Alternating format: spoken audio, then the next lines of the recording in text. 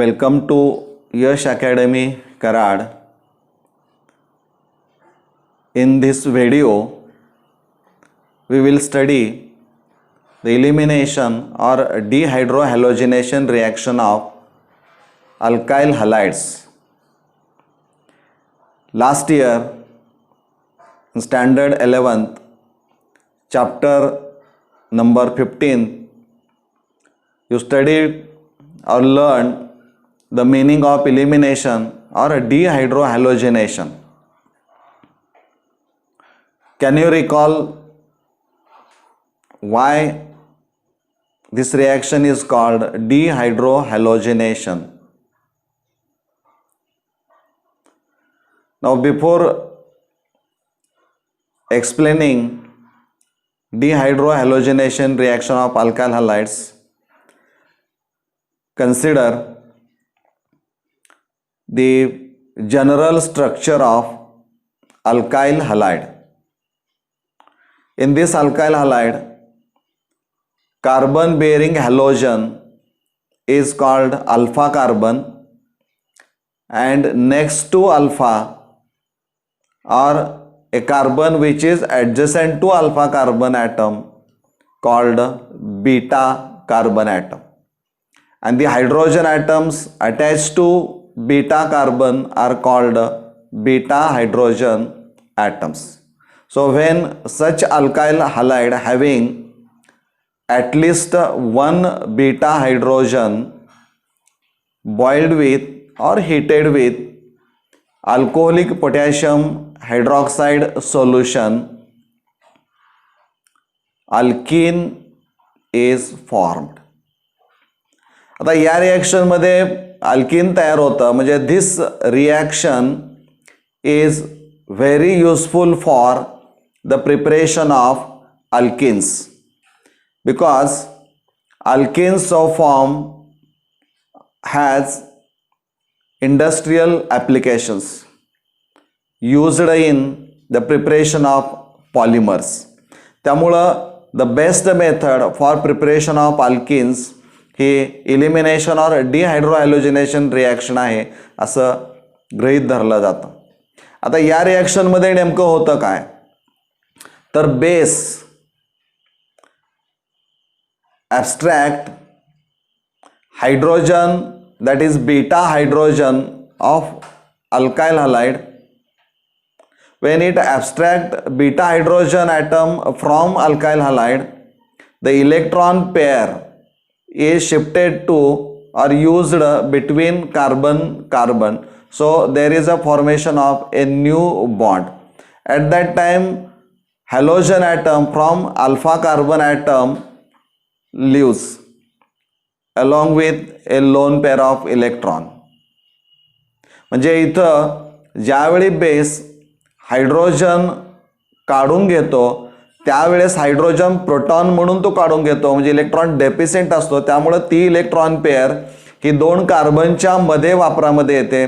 त्यामुळे तिथं एक नवीन बॉन्ड तयार होतो. परंतु त्याच वेळी ज्यावेळी बंद डबल बॉन्ड तयार होतो त्यावेळेस halogen atom which is the best leaving group तो तिथून काय होतो, इलेक्ट्रॉन पेअर घेऊन तो बाहेर पडतो. त्यामुळं एक कार्बन हायड्रोजन हा बॉन्ड ब्रेक होतो आणि दुसरा कार्बन हॅलोजन हा बॉन्ड ब्रेक होतो. आणि त्यामुळं या रिॲक्शन मध्ये पाय बॉन्ड जो तयार होतो त्यावेळेस अल्कीन तयार झाला असेल आणि या रिॲक्शन मध्ये बेस तो प्रोटॉन ॲब्स्ट्रॅक्ट केलेला पाहायला मिळेल आणि हलाइड आयन हा इथून बाहेर पडलेला असणारा आहे. So in this reaction there is a elimination or removal of halogen from alpha carbon atom and beta hydrogen atom. Hence the reaction is called beta elimination or also known as a 1,2 elimination reaction. 1,2 असं म्हणायचं कारण काय, तर ज्या carbon ॲटमला halogen atom जोडलाय त्याला numbering देताना 1 दिला जातो आणि त्याच्या adjacent carbon atom is considered as a beta, त्यामुळं त्याला 2 नंबर असणार आहे. त्यामुळे 1-2 संलग्न ॲडजसेंट नेबरिंग कार्बन ॲटमवरून removal of 1 hydrogen and 1 halogen atom होतं. त्यामुळं 1,2 इलिमिनेशन रिॲक्शन असंही त्याला म्हटलं जातं. आता या रिॲक्शनमध्ये होतं काय नेमकं पहा. दुसरा शब्द आहे डिहायड्रोहॅलोजिनेशन, की जो 11वीला तुम्ही अभ्यासलेला आहे. So in this reaction hydrogen and halogen from adjacent carbon atoms are removed as a molecule of HX and hence it is known as a dehydrohalogenation reaction. म्हणजे ॲडजसेंट कार्बन ॲटमवरून हॅलोजन आणि हायड्रोजन रिमूव्ह केला जातो, तिथं डिहायड्रोहॅलोजिनेशन reaction असं म्हणतात. D to remove, de याचा अर्थ to eliminate or to remove hydrogen and halogen, means it is a reaction in which there is a removal of hydrogen and halogen from adjacent or neighbouring carbon atom. आता या रिॲक्शनमध्ये जे तुम्ही पाहिलं की base जो असणार आहे it plays very important role in elimination reaction of alkyl halides. So it abstract a proton from beta carbon atom, halogen atom it leaves from alpha carbon atom and which results in the formation of pi bond. म्हणजे alkene मध्ये हा नवीन bond तयार होतो, त्याला pi bond असणार आहे. Another bond is a sigma bond. म्हणजे elimination reaction मध्ये या पद्धतीनं अल्किन्स तयार झालेले आपल्याला पाहायला मिळतात. पण अल्किन तयार होताना आपण पाहिलं की अल्काइल हॅलाइड एक मॉलिक्यूल घेतलाय, पण त्या अल्काइल हॅलाइड हा सबस्ट्रेट जो असणार आहे if it contain more than 1 beta hydrogen atoms, म्हणजे जो अल्काइल हॅलाइड तुम्ही घेतलेला आहे त्या अल्काइल हॅलाइडमध्ये जर एक किंवा त्यापेक्षा जास्त बीटा हायड्रोजन ॲटम्स असतील, याचा अर्थ की कार्बन जो असणार आहे बीटा तो एक पेक्षा जास्त असायला पाहिजे. मग असं असेल त्यावेळेस नेमकं काय होतं, तयार होणारी जी अल्किन्स असणारी आहेत ती different alkenes are form but they are not having equivalent proportion, म्हणजे सम प्रमाणामध्ये आपल्याला ते पाहायला मिळत नाहीत. आणि मग त्यावेळेस नेमकं एक उदाहरण आपण घेऊया की जेणेकरून एका सबस्ट्रेटमध्ये जो हॅलो अल्केन असणार आहे त्यामध्ये जर एक आणि त्यापेक्षा जास्त बीटा हायड्रोजन ॲटम असतील तर नेमके मिळणारे प्रॉडक्ट कसे आहेत आणि ते का मिळत आहेत ते आपण विचारात घेऊया. Now see this structure. This is alpha carbon atom. ज्या कार्बन ॲटमला हॅलोजन ॲटम जोडलाय त्याला अल्फा कार्बन असं म्हटलं तर carbon bearing halogen is called alpha and adjacent to alpha next alpha त्याला बीटा असं आपण म्हणतो. तुम्ही जर हे स्ट्रक्चर नीट पाहिलं तुमच्या लक्षात येईल की या ठिकाणी त्या अल्फा कार्बन ॲटमला जोडलेले मिथाइल ग्रुप 2 आहेत आणि कार्बन CH2 पण दिसतोय, म्हणजे तोही हा बीटा कार्बन ॲटम असणार आहे. म्हणजे in all there are 3 beta carbon atoms, परंतु त्यातले आपण 2च विचारात घेऊया. कोणतेही 2 विचारात घेतले तरी हे चालू शकतात. समजा याला आपण लिहिलं बीटा 1 आणि याला लिहिलं आपण समजा बीटा 2. आपल्या सोयीनुसार बीटा 1 बीटा 2 लिहिलं. या स्ट्रक्चरचं नाव आहे 2-bromo-2-methyl butane which contain more than 1 beta hydrogen atom और बीटा कार्बन ॲटम्स. मग असं ज्यावेळी अल्काइल हॅलाइड असेल which contain more than 1 beta hydrogen atoms heated with alcoholic potassium hydroxide solution, generally 2 different alkenes are formed. The products जे तयार होणारे आहेत ते 2 अल्किन्स असणारे आहेत, ते दोन्हीही वेगळे असणारे आहेत. म्हणजे 2 वेगळे प्रॉडक्ट्स इथं आपल्याला पाहायला मिळतात, कारण 2 वेगळे हायड्रोजन हे बीटा 1 वरून एकदा निघून जाईल तर एकदा बीटा 2 वरून निघून जाणार आहे. So 2 different alkenes are form. ते कोणते आहेत ते आपण इथं बघूया. समजा आपण असा विचार केला की there is a loss of beta 1 hydrogen atom. पहिल्यांदा बीटा कार्बन ॲटम वरचा हायड्रोजन ॲटम निघून गेला तर तयार होणारा अल्किन कसा आहे ते आपण बघूया. This is the structure. म्हणजे 1 carbon is bonded to 2 methyl groups and other carbon is bonded to only 1 methyl group. म्हणजे जर आपण प्लेन ऑफ सिमेट्री काढली, आपण डबल बॉन्ड मधून जर प्लेन काढला असा तर त्यामध्ये तुमच्या लक्षात येईल की 2 halves are not identical. 1 carbon is bonded to 2 methyl groups and 1 is bonded to only 1 methyl group. म्हणजे एकीकडे 2 मिथाइल ग्रुप जोडलेत, एकीकडे 1 जोडलेला आहे. म्हणजे इथं अल्काइल ग्रुप मिथाइल ग्रुपची संख्या इथं आपल्याला तुम्हाला जास्त पाहायला मिळते. त्या स्ट्रक्चरचं नाव आहे 2 methyl but 2 ENE. This structure is found to be a major product which is stable product. जर लॉस ऑफ बीटा 2 हायड्रोजन जर असेल, बीटा 2 लेबल केलेलं कार्बन तुमच्या लक्षामध्ये त्याला जोडलेले जेवढे हायड्रोजन असणार आहेत, all are beta 2 hydrogen atom, त्यातला एकच रिमूव्ह होणारा आहे. त्यामुळे बीटा 2 हायड्रोजन ॲटम एक जर रिमूव्ह झाला तर हे स्ट्रक्चर आपल्याला मिळतं की ज्यामध्ये जर आपण प्लेन ऑफ सिमेट्री काढली, डबल बॉन्ड मधून बरोबर त्याचे 2 भाग, एक उभी रेष काढली, तर 1 carbon is bonded to 2 hydrogen atoms and other carbon is bonded to 1 methyl and 1 ethyl group.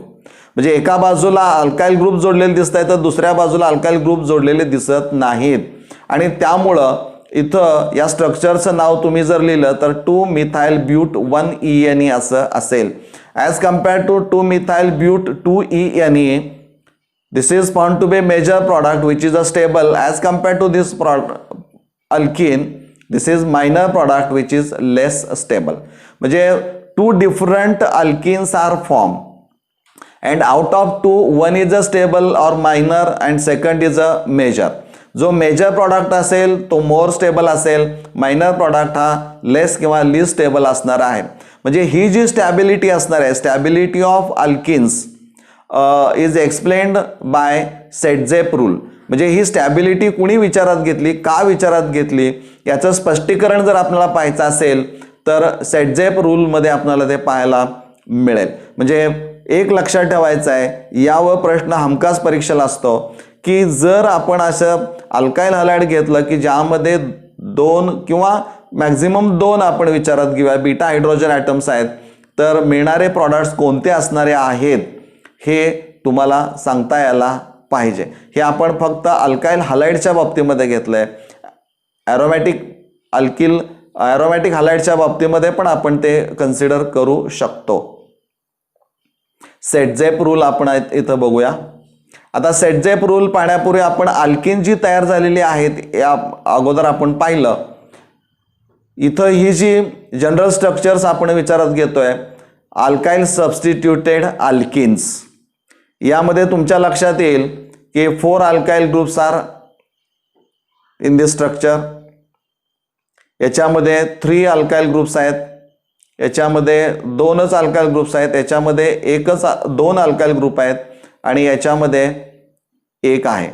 म्हणजे तिसरं आणि चौथं स्ट्रक्चर पाहिलं तर प्रत्येकी 2-2 आहेत, पण दोन्ही स्ट्रक्चरमध्ये फरक एक आहे की एका structure third structure 1 carbon is bonded to 2 alkyl groups and in fourth structure each carbon is bonded to 1 alkyl group. म्हणजे यांच्या बाबतीमध्ये थोडंसं जॉमेट्री ही वेगळी तुम्हाला निश्चितच पाहायला मिळते. म्हणजे these are the alkyl substituted alkenes. मग आता हे जे अल्काइल सबस्टिट्यूटेड अल्किन्स असणार आहेत यांची स्टॅबिलिटी आपल्याला विचारात घ्यायची आहे. हे वेगवेगळे तयार झालेले अल्किन जे असणार आहेत सगळे स्टेबल असणार नाहीत. यातले मोस्ट स्टेबल, लीस्ट स्टेबल अशा पद्धतीने असणार आहेत. मग ही स्टॅबिलिटी आपण ज्यावेळी विचारात घेतो त्यावेळेस या ठिकाणी सगळ्यात महत्त्वाचा विचार तुम्ही केला पाहिजे की जो यापूर्वी आपण एक्सप्लेन केलेला आहे. Hyper conjugation effect also plays very important role for the stability of alkyl substituted alkenes. आणि सेटझेप रूल प्रमाणे कोणता अल्किन हा जास्त स्टेबल आहे ते आपण इथं बघूया. First structure having each carbon is bonded to 2 alkyl groups. त्यामुळे इथं this is more substituted alkenes. Alkyl ग्रुपची संख्या इथं आपल्याला जास्त पाहायला मिळते. And in last structure there is only 1 alkyl group, so this is the less substituted alkene. म्हणजे मोर सबस्टिट्यूटेड अल्किन्स कडून लेस सबस्टिट्यूटेड अल्किनकडे आपण जातोय. म्हणजे इथं in dehydrohalogenation reaction, actually dehydrohalogenation रिॲक्शनमध्ये काय होतं तर removal of HX takes place in 2 different ways. आपण या अगोदरच्या एक्झाम्पलमध्ये पाहिलं की H आणि X रिमूव्ह होतो, तो रिमूव्ह होताना 2 वेगळ्या पद्धतीनं होतो. एकदा बीटा 1चा हायड्रोजन जातो तर एकदा बीटा 2चा जातो. त्यामुळे मिळणारे प्रॉडक्ट्स हे पूर्ण वेगळे आहेत. त्यामुळे in dehydrohalogenation reaction removal of HX takes place in 2 different ways. मग त्यावेळी the preferred product is that alkene which has a greater number of alkyl groups attached to the doubly bonded carbon atoms. म्हणजे जो alkane तयार होणार आहे त्या अल्केनला जो carbon carbon double bond जोडलेला असणार आहे त्यांनाच जोडलेली अल्काइल ग्रुपची संख्या जास्त असेल तर त्याची स्टॅबिलिटी ही जास्त असणारी आहे. आणि मग या सेटजेप रूलचा जर आपण विचार केला तर मोर सबस्टिट्यूटेड अल्कीन की जिथं एका कार्बनला 2 अल्काइल ग्रुप जोडलेले आहेत त्याची स्टॅबिलिटी ही निश्चितच इतरांच्या पेक्षा जास्त आपल्याला पाहायला मिळते, कारण यामध्ये अल्काइल ग्रुपची संख्या ही जास्त आहे. त्यामुळे this structure is more stable than second is more stable than third and third is more stable than next. म्हणजे या पद्धतीनं स्टॅबिलिटी जी असणारी आहे ऑफ अल्काइल सबस्टिट्यूटेड अल्केनची ती कशा पद्धतीनं बदलते इथं तुमच्या लक्षामध्ये येईल. First structure is found to be more stable आणि less substituted alkane is found to be least stable. त्यामुळं ही जी ऑर्डर असणारी आहे from more stable to least stable आपण दाखवलेली आहे ती stability decreases from left to right. हे पहा, हे सगळ्यात महत्त्वाचं आहे सेटजेप रूलच्या दृष्टीनं किंवा नीट जेईवर कसाही प्रश्न विचारला तर हे सेंटेन्स तुम्हाला माहीत असणं खूप गरजेचं आहे. In an elimination reaction the major product formed will be a more substituted alkene. तुम्हाला माहीत आहे की मेजर प्रॉडक्ट कसा असला पाहिजे की त्यामध्ये अल्काइल ग्रुपची संख्या जास्त असली पाहिजे. This means that the removal of hydrogen from the more substituted beta carbon atom should occur. म्हणजे जर मोर अल्काइल सबस्टिट्यूटेड अल्कीन तयार करायचं असेल तर तिथं बीटा कार्बन ॲटमवरचाच हायड्रोजन रिमूव्ह झाला पाहिजे. म्हणजे मग तो कसा असला पाहिजे तर removal of the hydrogen from the more substituted beta carbon atom. म्हणजे या पद्धतीनं जर दिलेलं स्ट्रक्चर जर आपण पाहिलं म्हणजे बीटा कार्बन ॲटम जर मोर सबस्टिट्यूटेड असेल तर तिथला हायड्रोजन रिमूव्ह करायचा आणि तयार होणारं अल्कीन हे मोर स्टेबल असणार आहे.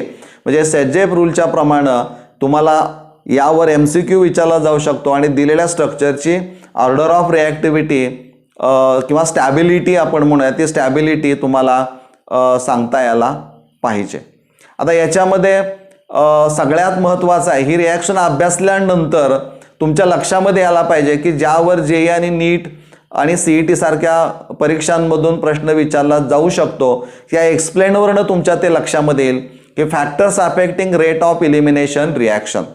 म्हणजे आपण यापूर्वी SN1 SN2 अभ्यासलेला आहे त्याचा रिलेशन इथं जर आपण लावलं तर कशा पद्धतीनं असणार आहे ते आपण इथं बघूया. First factor is a base. तुम्ही आता पाहिलं की in elimination reaction alcoholic potassium hydroxide is used. Potassium hydroxide is a strong base but it is used in medium solvent alcohol. म्हणजे अल्कोहोलमध्ये तो वापरलाय त्यामुळे type of reaction is a elimination. पण तुम्ही सबस्टिट्यूशन रिॲक्शन्स ऑफ अल्किल हॅलाइडमध्ये शिकलाय की when an alkyl halide is heated or boiled with aqueous potassium hydroxide solution alkyl alcohol is a form. म्हणजे या ठिकाणी तुमच्या लक्षामध्ये येईल की बेस त्याही रिॲक्शनमध्ये पोटॅशियम हायड्रॉक्साईडच आहे but solvent is different that is aqueous nothing but water. म्हणजे जर एकच सॉल्वंट तुम्ही एकच रिएजंट जर 2 वेगळ्या सॉल्वंटमध्ये जर तुम्ही वापरला एकदा KOH तुम्ही अल्कोहोलमध्ये वापरला एकदा KOH तुम्ही ॲक्वियस म्हणजे वॉटरमध्ये वापरला तर मिळणाऱ्या किंवा प्रॉडक्ट जे असणार आहेत both products are different because the type of reactions are different आणि हे तुम्हाला माहीत असणं गरजेचं आहे. SN2 रिॲक्शन आपण अभ्यासलेली आहे त्या SN2 रिॲक्शनमध्ये तुमच्या लक्षामध्ये आलं की in rate equation react substrate and nucleophile किंवा बेस आपण म्हणूया बोथ आर प्रेझेंट. दोन्ही आहेत बिकॉज दोन्हीच्या कॉन्सन्ट्रेशनचा परिणाम हा रेट ऑफ रिॲक्शनवर होताना आपल्याला पाहायला मिळतो. म्हणजे याचा अर्थ असा आहे की इलिमिनेशन रिॲक्शन ही कॅरी आउट करत असताना जो बेस असणार आहे तो it must be strong base कारण तो it appears in the rate equation. म्हणजे base appears in the rate equation so that the rate of this reaction increases at the strength of the base increases. म्हणजे जर strength याचा अर्थ पाहिलं की किती लवकर तो इलेक्ट्रॉन पेअर देतो किंवा इथं बेस आपण ज्यावेळी म्हणू त्यावेळेस किती लवकर तो प्रोटॉन काढून घेतो तो पॉवरफुल बेस असणारा आहे. उदाहरणार्थ द्यायचं असेल तर strong and negatively charge base like hydroxide ion and alkoxide ion. Can you tell out of this two which one is a strong? म्हणजे इथं तुम्हाला सांगता येईल का की हायड्रॉक्साईड आयन आणि अल्कॉक्साईड आयनमध्ये दोघांपैकी स्ट्रॉंग बेस कोण असणारा आहे? हे आत्तापर्यंतचं जे एक्सप्लेनेशन, यापूर्वीच्या व्हिडिओमध्ये जे एक्सप्लेनेशन झालेलं आहे त्याच्या अनुषंगानं तुम्हाला याचं उत्तर हे पटकन सांगता यायला पाहिजे. Second factor which influence the rate of elimination reaction is a nature of solvent. Solvent जो असणार आहे आता सांगितल्याप्रमाणे की तो कसा असला पाहिजे, सॉल्व्हंट पोलर प्रोटिक असला पाहिजे का पोलर अप्रोटिक असला पाहिजे.